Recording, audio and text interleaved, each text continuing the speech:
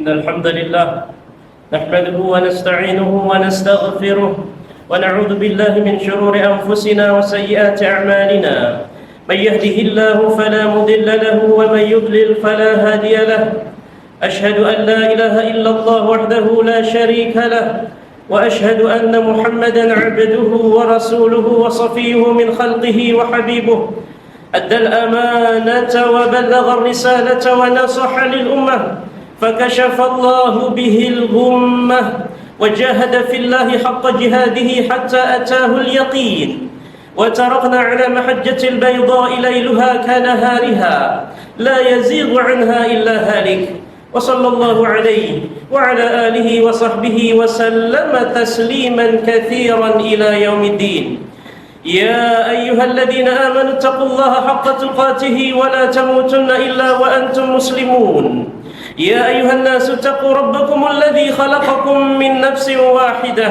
وخلق منها زوجها وبث منهما رجالا كثيرا ونساء واتقوا الله الذي تساءلون به والأرحام إن الله كان عليكم رقيبا يا أيها الذين آمنوا اتقوا الله وقولوا قولا سديدا يصلح لكم أعمالكم ويغفر لكم ذنوبكم ومن يطع الله ورسوله فقد فاز فوزا عظيما أما بعد فإن أصدق الحديث كتاب الله وخير الهدي هدي محمد صلى الله عليه وسلم وشر الأمور محدثاتها وكل محدثة بدعة وكل بدعة ضلالة وكل ضلالة في النار أيها الإخوة الفضلاء الأعزاء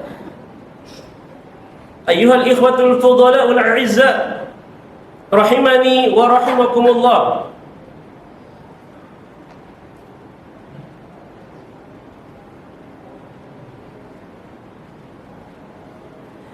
Umat al-Islam, hadirin jamaah sidang Jumat rahimani wa rahimakumullah. Ketahuilah bahwa sesungguhnya syariat mengucapkan salam, menyampaikan salam kepada sesama muslim merupakan syariat yang dianjurkan di dalam agama Islam. Bahkan mengucapkan salam ini menunjukkan adalah merupakan hak muslim dengan muslim yang lainnya. Sebagaimana dari Abu Hurairah radhiyallahu taala anhu bahwasanya Rasulullah sallallahu alaihi wasallam pernah bersabda, haqqul muslim 'alal muslimi sittun. Hak muslim atas muslim yang lainnya ada 6. Di antaranya adalah Nabi mengatakan, idza laqitahu fasallim alaihi. Jika engkau berjumpa dengannya maka ucapkanlah salam. Dan menjawab salam umat al-Islam merupakan kewajiban yang wajib hukumnya bagi kita. Apabila ada orang mengucapkan salam kepada kita, maka wajib hukumnya untuk dijawab. Sebagaimana Allah tegaskan di dalam surah An-Nisa ayat 86, Allah Azza wa Jalla berfirman, wa idza huyyitum bi tahiyyatin fahayyu bi ahsana minha aw rudduha. Jika engkau diucapkan salam, maka fahayyu bi ahsana minha, jawab salam tersebut dengan yang lebih ahsan, yang lebih sempurna, atau minimal aw rudduha, atau yang setara. Umat al-Islam, hadirin jamaah sidang Jumat rahimani wa rahimakumullah. Ada beberapa fadail, keutamaan bagi orang-orang yang sering mengucapkan salam. Yang pertama adalah orang yang sering mengucapkan salam menunjukkan akan kebaikan dan keutamaan Islam. Barometer kita masih bagus Islamnya atau tidak, lihat apakah dia masih konsisten mengucapkan salam ataukah sudah diganti-ganti dengan good morning, good evening, sabahul khair dan seterusnya. Jangan diganti, tetap untuk mengucapkan salam. Karena ini syariat agama Islam. Maka oleh karena itu dari Abdullah bin Amr bin Al-As radhiyallahu ta'ala anhu bahwasanya anna rajulan sa'ala an-nabiy sallallahu alaihi wasallam. Suatu hari ada laki-laki bertanya kepada Nabi yang mulia sallallahu alaihi wasallam, ya Rasulullah, ayyul islami khair? Islam yang seperti apa yang baik, yang berkualitas ya Rasulullah? Maka Nabi menjawab, maka Rasulullah SAW mengatakan, minimal ada 2 Islam yang bagus tersebut. Pertama, Nabi mengatakan an tut'imu ta'am, tut'imu ta'am wa taqra'u salam 'ala man 'arafta wa man lam ta'rif. Muttafaqun alaih. Yang pertama, tut'imut ta'am, engkau sering memberikan makan kepada orang-orang yang membutuhkan. Dan yang kedua, wa taqra'us salam 'ala man 'arafta wa man lam ta'rif, engkau mengucapkan salam baik kepada muslim yang engkau kenal atau mungkin yang belum engkau kenal. Jadi barometer orang itu masih bagus dan berkualitas Islamnya adalah dia masih konsisten untuk menyampaikan salam. Kemudian yang kedua umat al-Islam, bahwa orang yang sering mengucapkan salam maka dapat mendatangkan maghfiratullah, ampunan Allah Azza wa Jalla bagi kita semua yang ingin mengharapkan ampunan dari Allah Azza wa Jalla, maka sering-sering mengucapkan salam. Sebagaimana dari Abi Syuraihan bin Yazid, beliau pernah mengatakan, ya Rasulullah, dullani ala amalin yudkhilunil jannah, ya Rasulullah, tunjukkan aku suatu amalan yang bisa memasukkanku ke dalam syurga. Maka Nabi SAW menjawab, ya inna min mujibatil maghfirah, sesungguhnya perkara yang dapat mendatangkan maghfirah, ampunan Allah Subhanahu wa ta'ala adalah pertama, ya badlus salam wa husnul kalam. Badlus salam wa husnul kalam. Maka Nabi menjawab, perkara yang pasti akan mendatangkan ampunan Allah Azza wa Jalla adalah sering-sering menebarkan salam dan mampu menjaga lisan, bertutur kata yang baik-baik saja. Hadis riwayat Al-Tabrani, dan hadis ini disampaikan Syekh Al-Albani. Maka sering-sering mengucapkan salam dapat mendatangkan ampunan, maghfirah dari Allah Rabbul Izzati wal Jalalah. Kemudian yang ketiga umat Islam, bahwasanya orang yang mengucapkan salam maka ini mampu untuk mendatangkan yaitu cinta dan kasih sayang antar sesama muslim. Bagi yang sering selain atau bagi yang sering tidak tegur sapa, bagi yang ada permasalahan, maka sering-sering ucapkan salam agar tumbuh kembali rasa cinta dan kasih sayang antar sesama muslim. Sebagaimana hadis yang sangat masyhur dari Abi Hurairah radhiyallahu taala anhu, bahwasanya Rasulullah sallallahu alaihi wasallam pernah bersabda, la tadkhuluna al-jannata hatta tu'minu wa la tu'minu hatta tahabbu, aw la adullukum ala shay'in idza fa'altumuhu tahabbtum, afshus salama bainakum. Rawahu Muslim. Nabi pernah bersabda, la tadkhuluna al-jannata hatta tu'minu, kalian tidak akan masuk surga sampai betul-betul beriman. Wala tu'minu hatta tahabbu, dan kalian tidak akan sempurna imannya sampai betul-betul saling mencintai. Awala adullukum ala syai'in idza fa'altum tahabbtum, maukah aku kasih tahu, kata Nabi, suatu amalan yang apabila kalian kerjakan maka tahabbtum, kalian akan saling mencintai. Apa itu? Afshus salama bainakum, sering-sering tebarkan salam di antara kalian. Jadi untuk menumbuhkan rasa cinta dan kasih sayang, maka kuncinya adalah sering-sering mengucapkan salam, baik WhatsApp, baik telepon, baik ketemu secara langsung. Kadang-kadang sering di rumah tangga sering terjadi perceraian, sering terjadi keributan. Jangan-jangan suaminya jarang salam ketika nge-SMS istrinya. Ini banyak terjadi. Kadang kalau SMS bininya langsung to the point, lagi ngapain Umi dan seterusnya. Mestinya salam dulu, mampu menumbuhkan cinta dan kasih sayang, mampu mendatangkan maghfirah, dan mampu mendatangkan kebaikan Islam. Namun realitanya kadang-kadang istri jarang salam kepada suaminya kalau SMS, suami jarang salam kepada istrinya kalau SMS, padahal tinggal ngelik stikernya saja. Salam dulu baru sampaikan kepada istrinya apa. Banyak sekali pertanyaan datang kepada saya, Ustaz, terima kasih enggak saya begini, Ustaz itu saya minta perceraian dan seterusnya. Jangan-jangan jarang salam, akhirnya hilang rasa cinta dan kasih sayang. Padahal mengucapkan salam mampu mendatangkan rasa cinta dan kasih sayang antar sesama muslim. Umat al-Islam, hadirin jamaah sedang Jumat rahimani wa rahimakumullah. Kemudian yang keempat, keutamaan mengucapkan salam, bahwa orang atau dua orang ketika sedang bertikai, ketika sedang ada masalah, kemudian dia tidak tegur sapa, maka apa kata Rasulullah? Sebaik-baik dari dua orang ini adalah yang pertama kali memulai dengan salam. Sebagaimana dari Abi Ayyub Al-Ansari radhiyallahu ta'ala anhu, bahwasanya Rasulullah sallallahu alaihi wasallam pernah bersabda, la yahillu li rajulin, dalam riwayat Muslim, la yahillu li muslimin ayyahjura akhahu fawqa thalathi layal.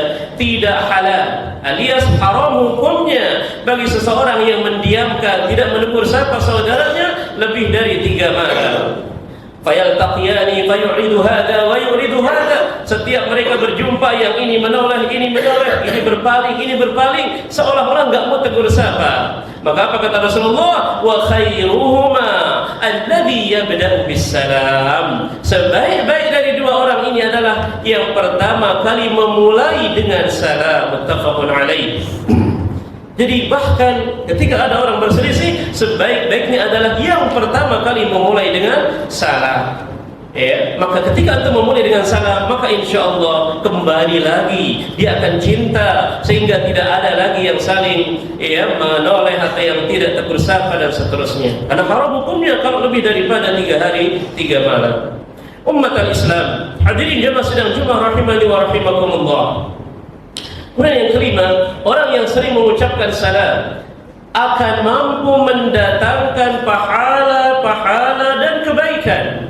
Jika tiap hari kita ingin mendapatkan kebaikan, pahala, sering-sering salam. Subhanallah, amalan yang ringan tapi pahala yang sangat luar biasa yang kita dapatkan. Hadis yang sangat masyhur dari Imran bin Husain, bahwasanya beliau mengatakan anna rajulan ja'a ila Nabi sallallahu alaihi wasallam. Suatu hari ada datang laki-laki kepada Nabi sallallahu alaihi wasallam, faqala, kemudian dia mengatakan assalamualaikum. Nabi jawab salamnya, kemudian Nabi mengatakan asyrun, pahalamu 10. Thumma ja'a akhar wa qala assalamualaikum warahmatullah. Nabi jawab salamnya, kemudian Nabi mengatakan isyrun, pahalamu 20. Thumma ja'a akhar wa qala assalamualaikum warahmatullahi wabarakatuh. Nabi jawab salamnya, kemudian laki-laki itu duduk, kemudian Nabi mengatakan thalathun, pahalamu 30. Hadis riwayat At-Tirmidzi.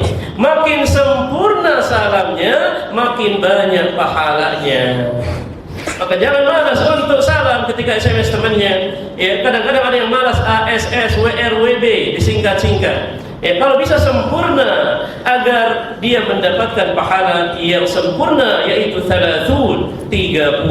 Aqulu qawli hadza wa astaghfirullah li wa lakum fastaghfiruhu innahu huwal ghafurur rahim. Alhamdulillah ala ihsanih wa syukru lahu ala tawfiqihi wa imtinanihi. Asyhadu an la ilaha illallah wahdahu la syarika la ta'ziman li sya'nihi wa asyhadu anna Muhammadan 'abduhu wa rasuluhu ad-da'i ila ridwanihi. Allahumma shalli wa sallim wa barik alaihi wa ala alihi wa sahbihi wa ikhwanihi, amma ba'du. Umat al-Islam, hadirin jamaah sidang Jumat rahimani wa rahimakumullah.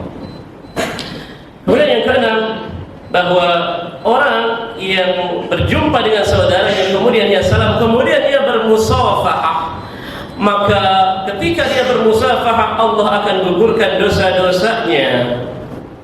Sebagaimana dari seorang sahabat yaitu Al-Bara' bin Azib mengatakan bahwasanya Rasulullah SAW pernah bersabda, "Ma min muslimaini yaltaqiyani fayatasafahani illa ghufira lahumā qabla an yaftariqā."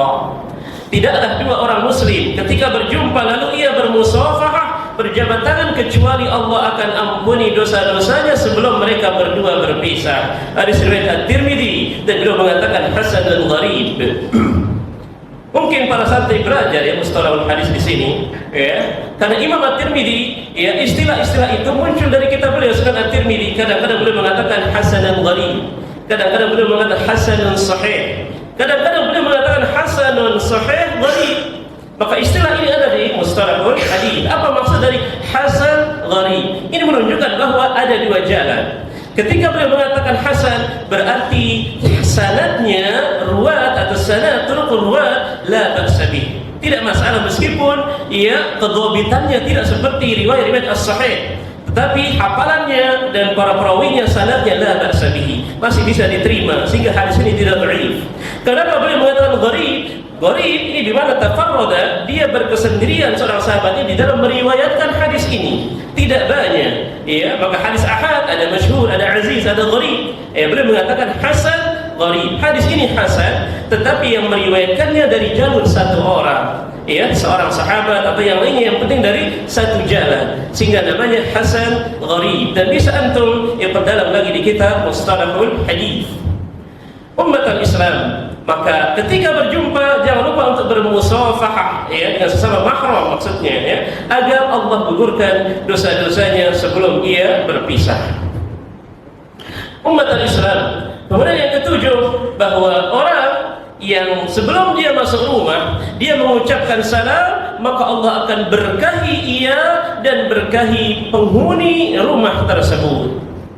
Maka ketika masuk asrama, masuk kamar atau masuk rumah, jangan lupa salam agar mendapatkan berkah, dan penghuni asrama, penghuni rumah juga akan diberkahi oleh Allah Subhanahu wa taala. Sebagaimana dari Anas bin Malik radhiyallahu ta'ala anhu, beliau mengatakan, qala li Rasulullah SAW, Nabi pernah berkata kepadaku, ya bunayya, idza dakhalta ala ahlika fasallim alaih, yakun barakatan alaika wa ala ahli baitik. Rawahu Tirmidzi, dan beliau mengatakan hasanun sahih. Nabi pernah berkata kepada Anas bin Malik, ya bunayya, wahai anakku, idza dakhalta ala ahlika, jika engkau ingin masuk ke dalam rumahmu, fasallim, ucapkan dulu salam, yakun barakatan alaika wa ala ahli baitik, maka Allah akan berikan kamu keberkahan, dan juga kepada istri dan anak-anakmu penghuni rumah tersebut akan diberikan keberkahan oleh Allah Subhanahu wa taala. Jadi kalau asrama, di dalam asrama supaya jangan banyak berantemnya, jangan banyak kehilangan, jangan banyak gini gitu, salah. Agar Allah berikan keberkahan bagi yang salah, dan bagi penghuni asrama juga akan diberkahi oleh Allah Subhanahu wa taala. Dan umat al-Islam, orang yang mendawamkan salam juga akan diberikan dhamin atau jaminan dari Allah Subhanahu wa taala, dicukupkan rezekinya, bahkan nanti ketika meninggal maka dia akan dimasukkan ke dalam syurga. Sebagaimana dari Abi Umamah Al-Bahili ya radhiyallahu anhu, beliau mengatakan Nabi SAW pernah bersabda, thalathatun ya kulluhum ya dhaminun 'ala Allah azza wa jalla. Ada 3 golongan kata Rasulullah yang semua itu akan mendapatkan dhamin, jaminan dari Allah Subhanahu wa taala. In 'asha kufiya wa in mata adkhalahul jannah. Apabila dia hidup di dunia, Allah cukupkan rezekinya, dan apabila ia meninggal, Allah masukkan ke dalam syurga. Siapa 3 golongan tersebut? Yang pertama, man dakhala baitahu bisalam fahuwa dhaminun 'ala Allah. Siapa yang masuk ke dalam rumahnya dengan diawali dengan salam, dia dijamin oleh Allah. Wa man kharaja ila al-masjid fahuwa dhaminun 'ala Allah. Siapa yang keluar ke masjid maka dia dijamin oleh Allah. Wa man kharaja fi sabilillah fahuwa dhaminun 'ala Allah. Siapa yang keluar jihad fi sabilillah juga akan dijamin oleh Allah Subhanahu wa taala. Hadis riwayat Abu Daud dari Sahih Al-Albani. Umat al-Islam. Dan yang terakhir yang dapat khatib sampaikan, bahwasanya keutamaan mengucapkan salam diantaranya adalah sebab agar Allah masukkan ia ke dalam syurga. Sebab Allah masukkan ia ke dalam syurga. Sebagaimana hadis yang sangat masyhur ya dari Abdullah bin Salam, bahwasanya Rasulullah SAW pernah bersabda, afshus salam wa at'imu ta'am wasilul arham wa sallu bil laili wan nasu niyam tadkhulul jannata bisalam. Hadis riwayat At-Tirmidzi, Abu Dawud, ya Ahmad dan yang lainnya.